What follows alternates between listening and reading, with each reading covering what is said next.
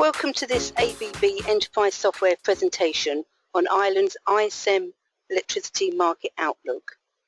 In this third webinar about I-SEM, we will present our Spring 2017 I-SEM Energy Market Outlook for the Irish and Northern Irish energy markets.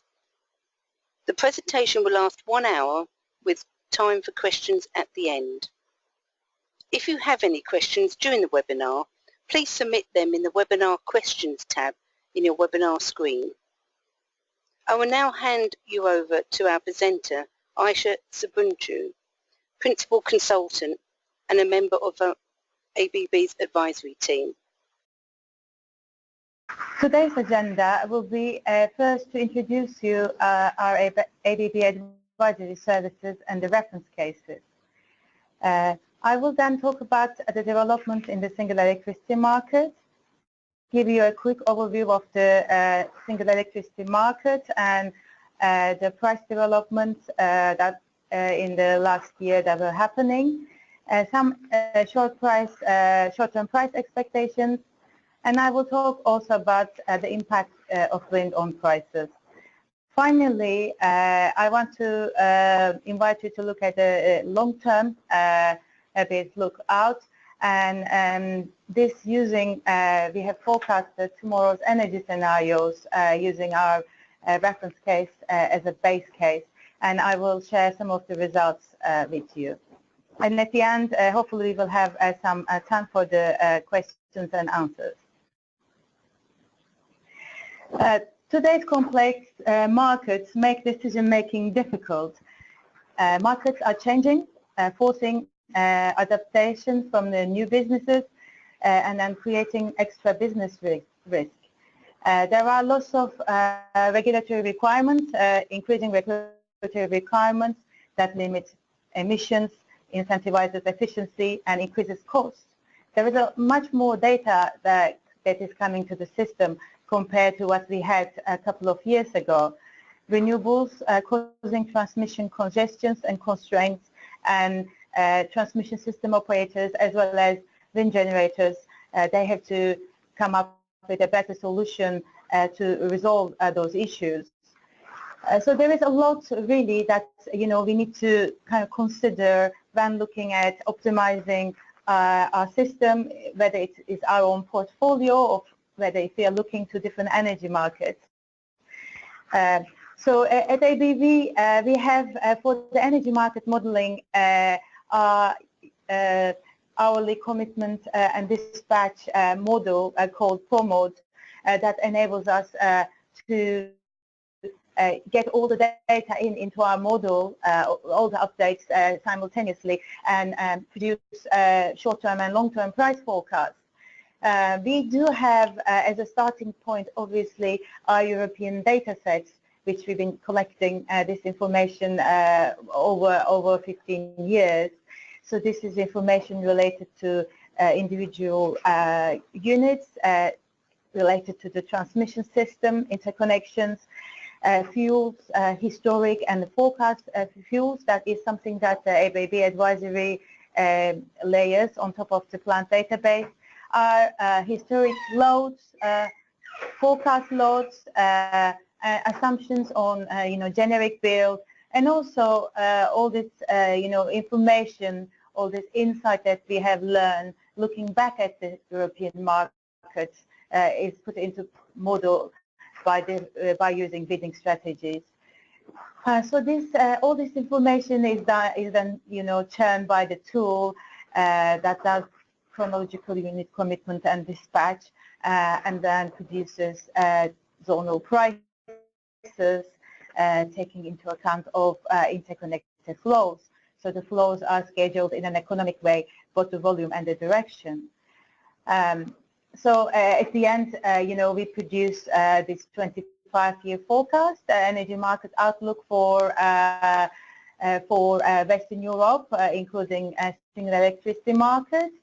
And this we just provide the results depending on the client, either through Excel spreadsheet or through database delivery or reports. So today, I was, thanks to the reference case database and the setup, I was able to simulate additional scenarios to understand some of the, suggestions that the system operator in Ireland wanted the market participants to look at, looking at tomorrow's energy scenarios. So this slide shows our screen, and as you can see, we cover all the Europe, including Turkey. So today's, reference case results are a result of the topology highlighted in black, but also includes actually Iberia and other countries. So this optimization allows us, to simulate this integrated market. So, for example, that enables, for example, the flows between Great Britain and France, Belgium, Great Britain single electricity market to be optimized economically. Part of the ABB Energy Market Intelligence that I am from, we also have Velocity Suite. This is an investment-grade data and analytics. So we have this product for the US and also for Europe, and have been putting a lot of emphasis on Ireland. If you are interested, learning about more which kind of data analytics we provide for Ireland and Northern Ireland, please let us know. I have already covered some of this, but this energy market outlooks, which we call them reference cases, they are 25-year fundamental forecast of electricity market and fuel prices and of plant profitability and fuel mix. They are independent view, they're transparent. We provide all our input assumptions and all the outputs that comes from the model and produced through a rigorous analysis. So we update those every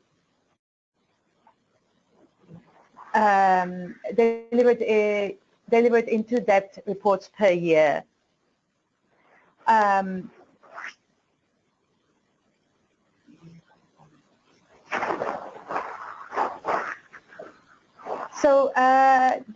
We have been also looking at the calibrated results before we run the reference cases. We've been calibrating our models to get these results. ABB Energy Market Advisory Services. So our capabilities, as I said, starts with our base case, providing those reference case forecasts of prices, fuels, emission, generation, and demand forecasts. So we've been providing generation portfolio and renewable integration analysis, and this studies allows us obviously looking at individual assets and looking at the whether what's the investment value of buying or selling an asset and what price that we should be looking at. So more strategic analysis as well can be done around that. So we've been actually working in a couple of projects where we've been asked to evaluate the value of new interconnector capacity for the UK and for the single electricity market as well. So by producing those analysis, this information can be used, valuing the new interconnectors. We've been looking at the different European energy markets and doing benchmarking and verification of client results. We have teams globally in America, Asia Pacific, and in Europe. Sometimes, clients kind of come to us because they are in a busy study period, and we help them to running extra scenarios for them and become part of the team temporarily. With that, I'm just going to go and start talking about the development in the single electricity market. And the development is the integrated single electricity market. So I-SEM will go live in May 2018.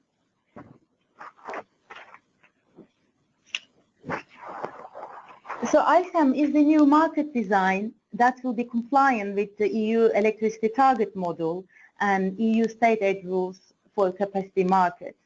I-SEM will introduce demand-side participation to wholesale markets, trading through day-ahead intraday balancing market, as well as long-term hedging, more efficient trading through interconnectors, and better integration of variable renewable generation to the system. So I-SEM proposes three components. There is this energy component, which is the electricity trading arrangement that I talked about, which is new, and the balancing market. It will be mandatory for all the participants, and the participants will be responsible for the balance.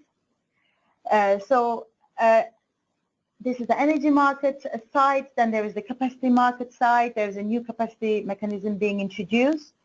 And the third pillar of the I-SEM will be the DSM. So this is providing this additional system services, and there are plans to introduce 14 different new services, and this will enable Ireland and Northern Ireland to meet their 2020 renewable energy target.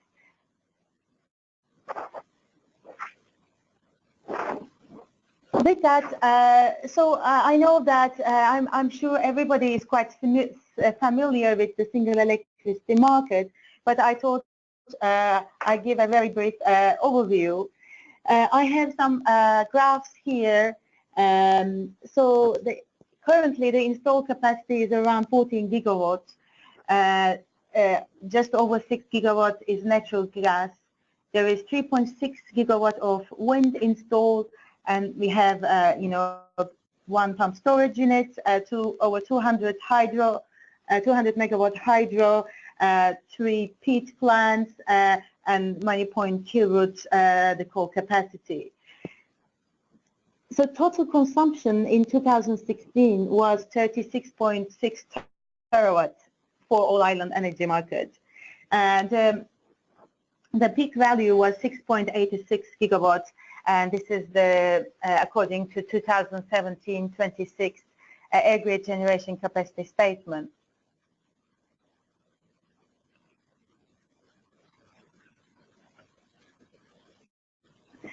So I know that everybody is really anxious, all the market participants, because there's going to be a change of the I-SEM market, and single electricity market will be part of this bigger European market, with all the markets being coupled together, and the plants will be bidding through the same EUFEMIA system.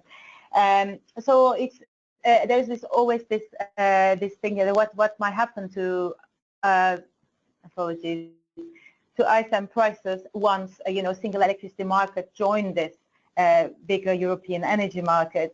So one way, so I have plotted here in this graph the prices for single electricity market, and as you know, the current currently there are two components to it. One is the shadow price that reflects the short-run marginal cost, and then the uplift that reflects mainly the start cost.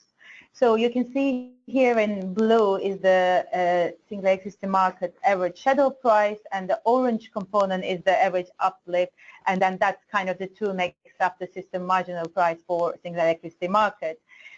You also have on this graph in yellow the French market clearing prices, in red German, and in brown British average market clearing prices. So so the single electricity market prices have been higher than British prices until beginning of 2015. But what's been happening, SGP market margin tightens with the closure of coal capacity mainly, and as opposed to what's happening in continental Europe and Ireland, which is actually, we have an oversupply of capacity. We could see that, you know, the British prices going up and the rest of Europe going down, and similarly, single electricity market has been following that trend. The percentage uplift has been reducing over the years as well in SEM, reflecting renewables expansion. The average value for 2015 was 15%, so uplift made up 15% of total S&P for single electricity market. This value was up to 16% in 2016, and it is around that. But it is clear that, you know, the markets are continental market, including SEM, high reserve margins are becoming more competitive, and the prices, you know, are getting closer to the shadow prices in many cases.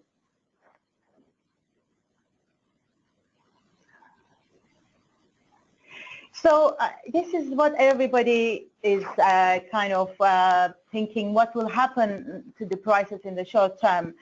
I mean, for the single electricity market, you know, we know that this market is heavily influenced by the natural gas prices. So, you know, natural gas price will be, the movements of natural gas price will be the determinant of the SEM market prices. That is clear. You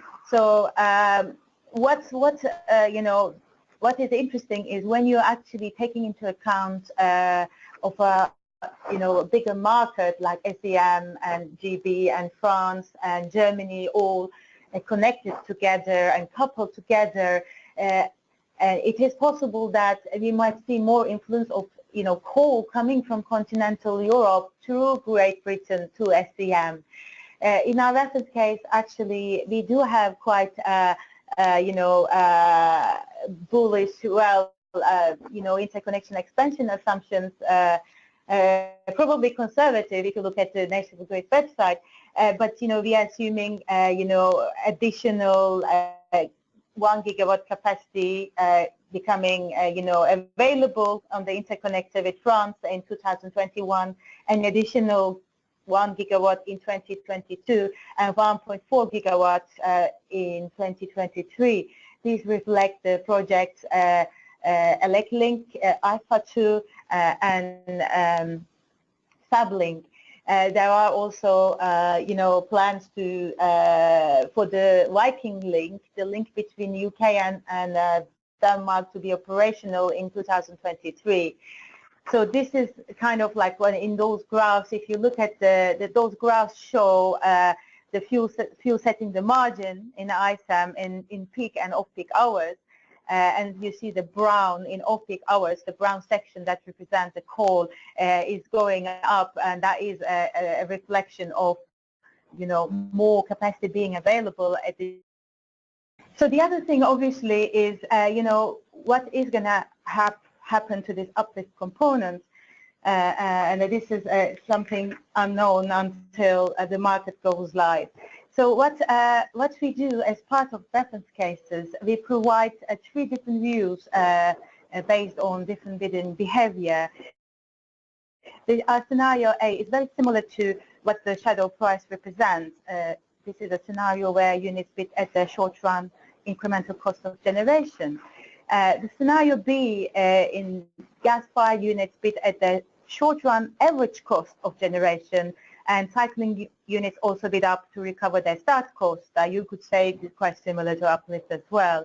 And then we have another scenario that we tend to run in the later periods when the reserve margins are actually are kind of tightened, because we believe that kind of behavior, bidding behavior, can only be extracted when the markets are tight.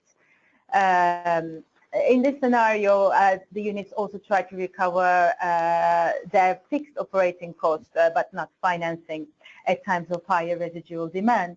So I have plugged here, apologies, there are no numbers there, but I try to kind of put to the history and the future kind of together in one of our scenarios, where you can see in the historic graph, with the green, the shadow price and the uplift, and then in the forecast graph, again, the green part of the bars representing scenario A price, the shadow price similar to, and then you have like the additional bit that represents the additional price contribution by bidding start cost, no load cost, and by bidding the fixed operating costs.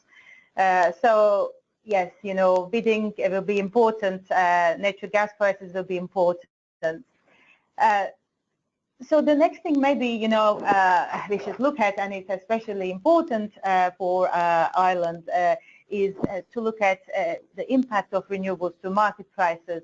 And there are already markets like Germany, especially that have a lot of renewables installed capacity. And then by looking at the history, we can derive some results, or we can try to analyze. So what I just pulled they had prices from ENSO-E for Germany for 2 years and also for Great Britain, and then I try to kind of put them into these buckets. This graph showing, for example, the German market's price histogram is showing for 2 years the number of hours the prices were between 0 and 20, for example, and then 20 and 40, 40 and 70, and 70 to 100.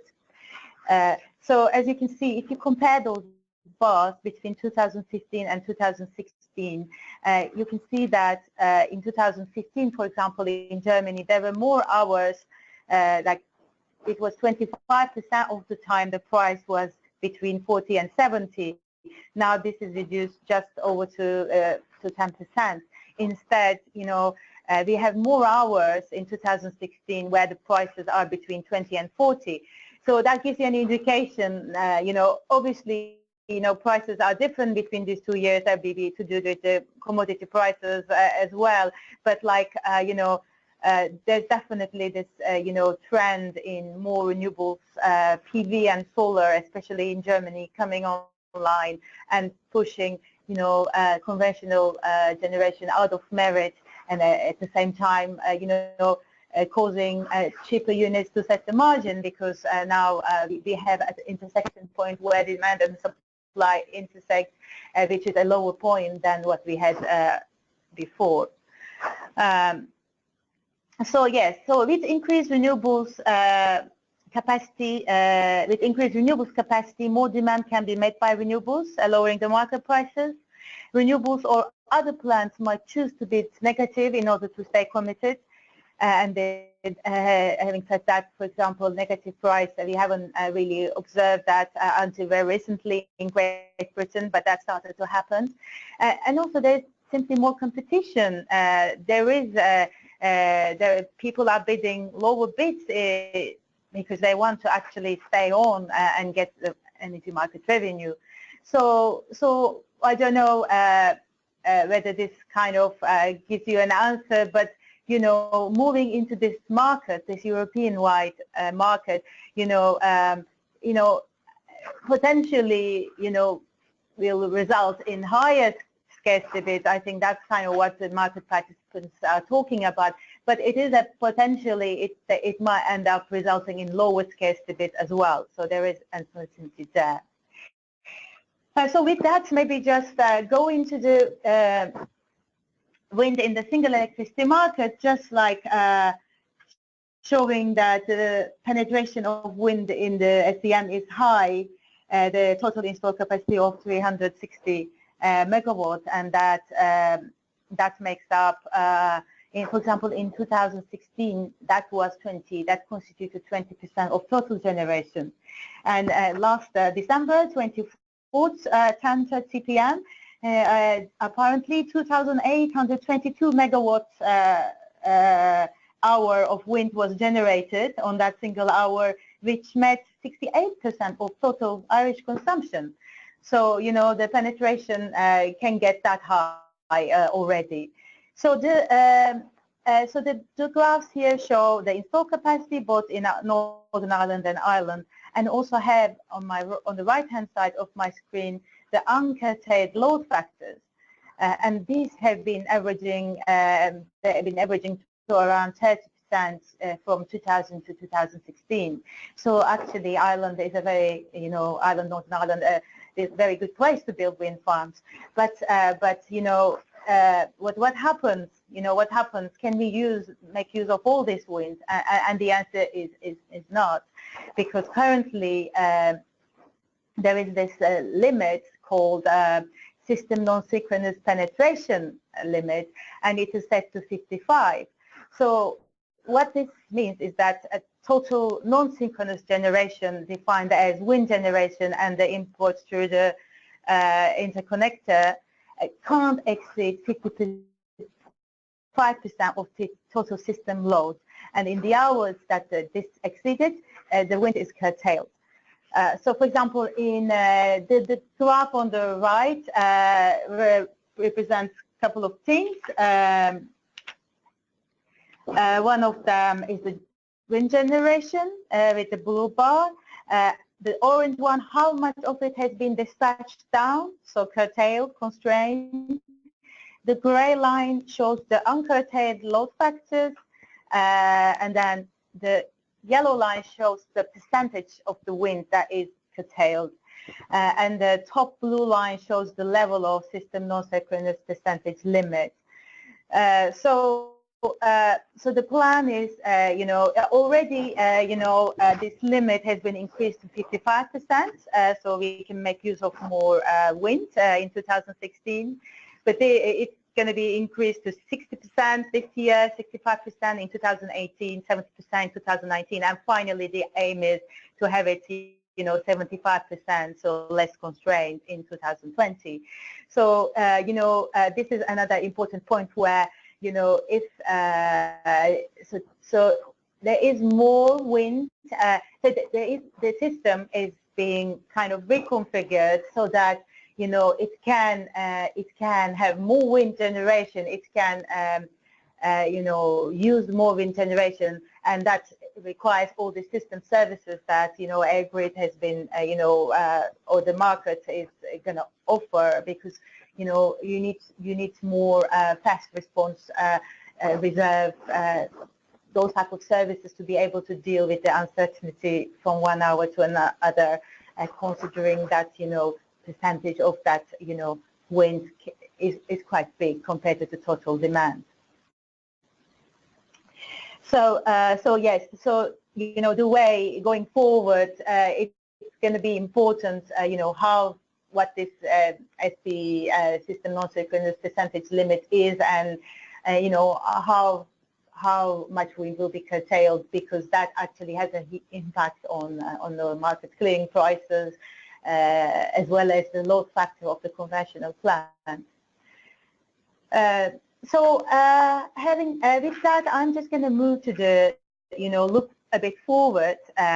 Looking forward, there's no doubt that we are seeing a more volatile energy market, subject to more imbalances and uncertainty increasing due to this variable generation, PV and wind. So the energy markets are moving to a different structure going forward. We, starting with the renewables, we are seeing more smaller generators, connected to the distribution grid rather than the centrally dispatched units. So we're going to be seeing the appearance of this consumers producing their own electricity, being called prosumers, but also consumers producing their own electricity, consuming it, and also storing it with the installation of batteries in their house. And the battery technology maybe is not there yet, but it is developing really fast, and this is going to be a quite a dramatic impact, could have a quite dramatic impact on the system. So again, more storage in the shape of pumped storage, compressed air, battery, and other emerging technologies are coming online to deal with variable wind generation, and the system operators already have batteries installed. They're already using those technologies in their current state. So aggregators will be helping the variable generation to produce better wind forecasts, and potentially by pooling all this, generation, they can even contribute to system services. This is something that we've seen in Spain, and aggregators doing it in Germany as well. So more and efficient demand side participation, and then everybody agrees that more and more revenue for power plants will come from the system services, ancillary services, other system services, in addition to capacity energy market revenue.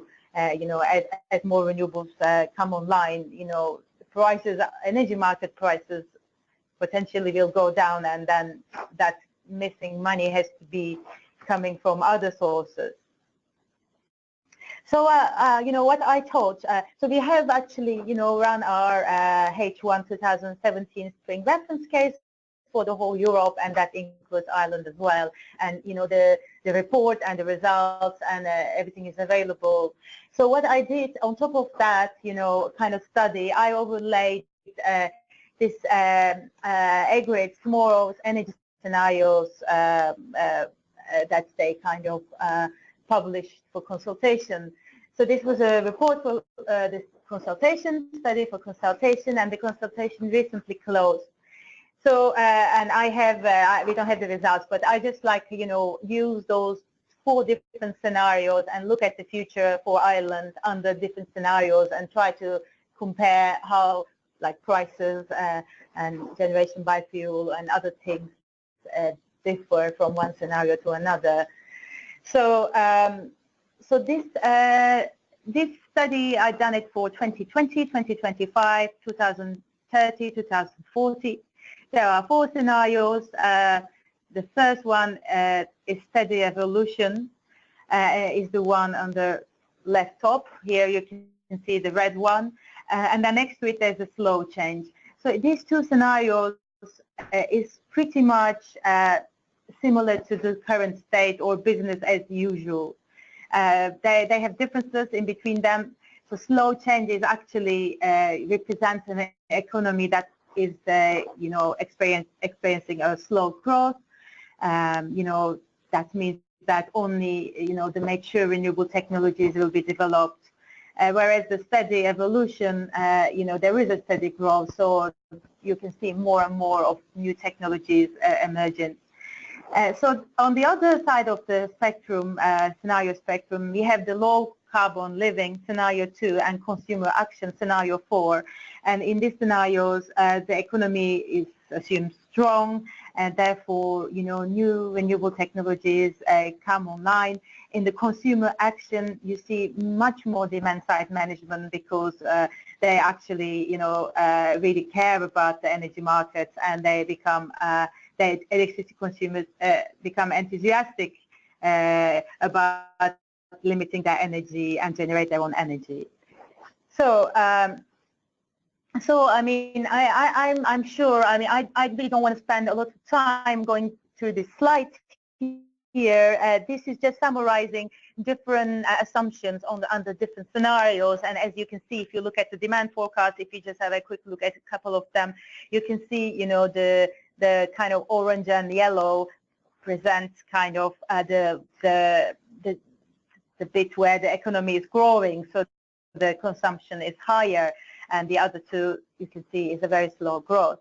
In DSM capability, for example, here the scenario 4, the consumer action one, has much more demand side management capability. If you look at the fossil fuel, you have, for example, in those blue and gray, which is scenario 1 and 3, you see a slower closure of, coal, peat, and technology, and more like, natural gas replacing them rather than renewables. So we'll provide you the slides, and then you have, I can provide you the document if you're interested, the original document. So looking at the results here, some of the results, first of all, looking at the market clearing prices, really in those 2025, 30, there isn't very much a difference in terms of installed capacity, and therefore we don't see that much difference in the in the market clearing prices, because natural gas is the clear margin unit and fuel type setting the margin, and prices are quite similar. But when we come to 2040, this is when the prices start to differentiate, as you know, expanded renewable capacity dampens the market clearing prices. So scenario 3, for example, has the highest fossil fuel and lowest renewable capacity. Therefore, the prices there are more correlated to increasing natural gas prices. Scenario 4, we have very high renewables and very conservative interconnection expansion. So what that results in wind getting more and more trapped within the single electricity market, cannibalizing the prices. I guess, you know, we need to kind of open a bracket here and talk about, you know, the wind curtailment. Actually, you know, we had the ability to produce, you know, hourly load shapes for the future years. And this is kind of, we had to pre-process our loads, our renewable generation, and we have implemented the 75% limit, and this curtailed hourly wind load factors we're using in our forecast. This comparison may not be 100% accurate, because in reality, you know, that you need to take into account of interconnected flows as well, but that is, you know, quite hard to pre-process. But here, what I kind of try to put here is the green areas, the historic curtailment. I'm saying with wind that is dispatched down, curtailment plus constraints. So wind being dispatched down in gigawatt hour in reality. And then the bars shows in scenario 2020, for example, is quite similar to history, what's kind of been, you know, curtailed in our model. But as you look at the 2040, there has much more renewables and there is much more wind that needs to be curtailed. Yeah, by 2040, all scenario results indicate that there will be an increased amount of hours with zero prices where renewables are on the margin.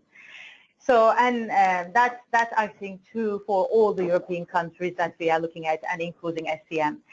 So, interesting bit is actually to do with the interconnection. Interconnection expansion is really, you know, has two effects. It's a double-edged sword in a way, because more interconnection does help with the excess domestic wind to be exported to the neighboring countries.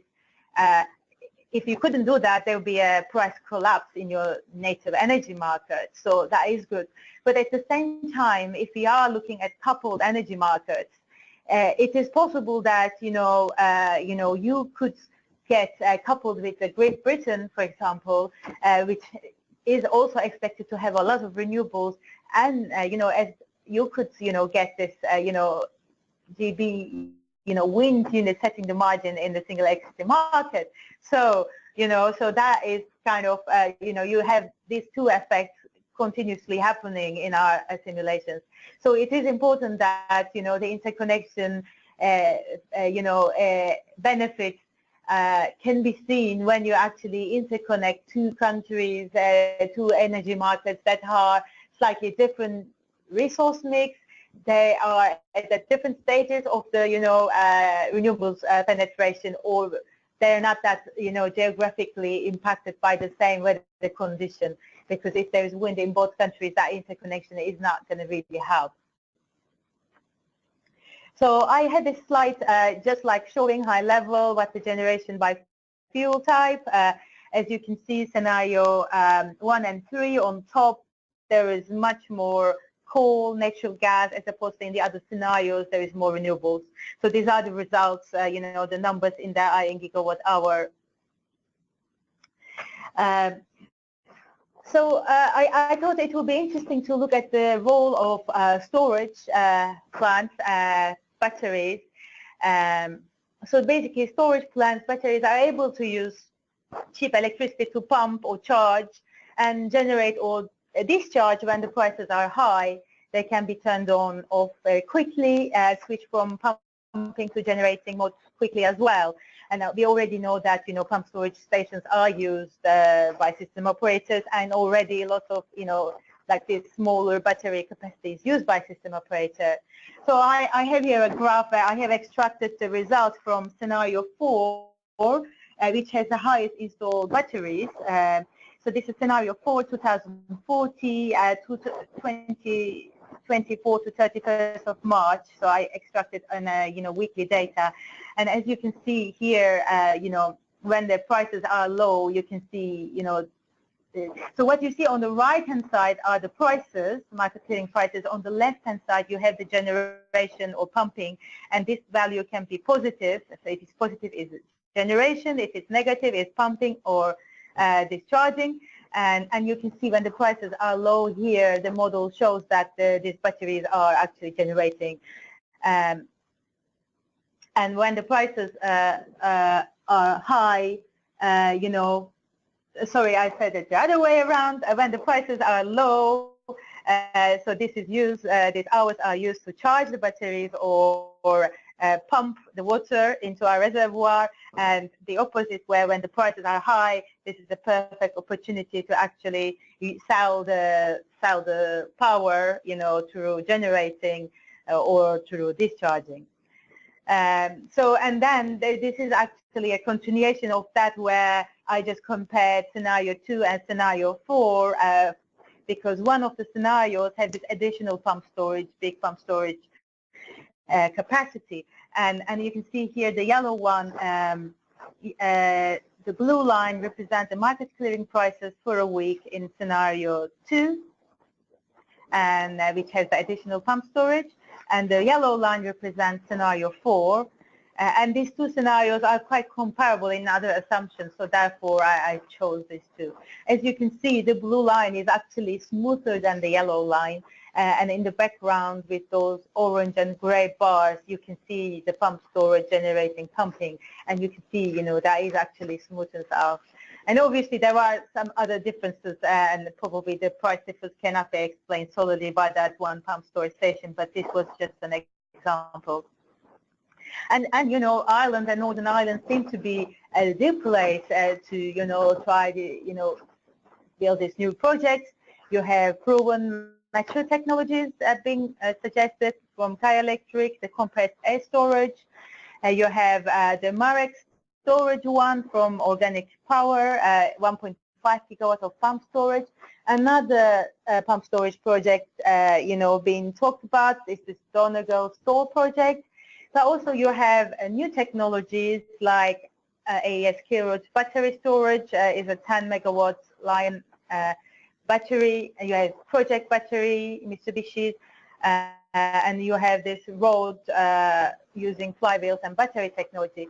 And now those battery technologies are very much like now used for energy and system services. Just apologies, I kind of had to rush the last slides slightly because of the, a couple of minutes we lost. But what is interesting here, also I thought the model is the demand-side management, So, we can model demand-side management, and we did. So we have introduced, for example, scenario 4 has quite a lot of demand-side management assumed, like 1.5 gigawatts. So, okay, probably in reality it is going to be quite different, but like for the sake of this, scenario, we introduced like 3 different stations, and they all have different strike price.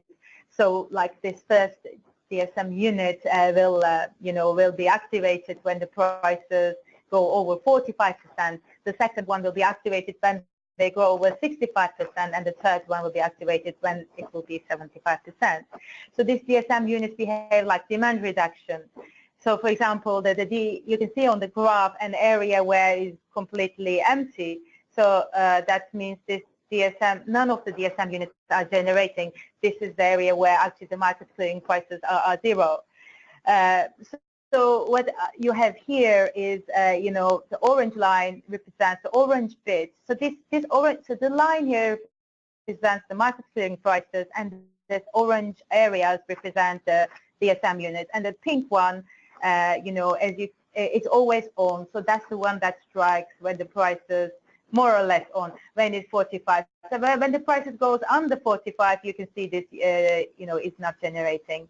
Then you have the slightly darker shade of orange, etc. So really, we can see that, if you just go look at in 2040 prices for this scenario 4, you can really see the impact of DSM on prices, because they are also helping with the reduction of those peaky prices, and also helping, yes, so they kind of smooth out the market clearing prices.